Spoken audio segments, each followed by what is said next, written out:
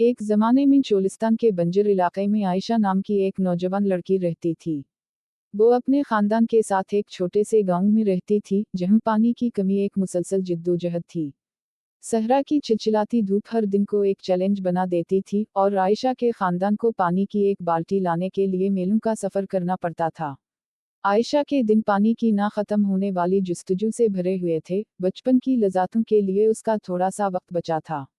उसने एक ऐसी जिंदगी का ख्वाब देखा जहां पानी आज़ादाना तौर पर बहता हो और वो बगैर किसी परेशानी के खेल और हंस सके। एक दिन एक अक्लमंद बूढ़ा आदमी उनके गांव आया, एक छपी हुई जेर जमीन चश्मे की कहानी सुना रहा था। आयशा के अहल खाना और गांव वालों ने उसे तलाश करने के लिए सफ़र शुरू किया।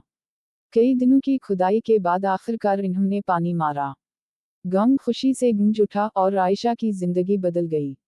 उसने अपने दिन खेल, सीखने और तलाश करने में गुजारे। गांव में तरक्की हुई और कभी बंजर जमीन सरसब्ज नखलिस्तान बन गई।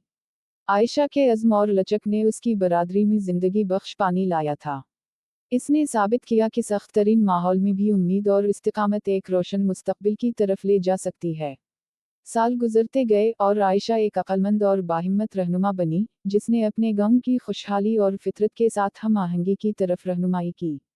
उसकी कहानी ने नस्लों को मुतासिर किया, जो मुसीबत के वक्त उम्मीद और रज़्म की ताकत का सबूत है।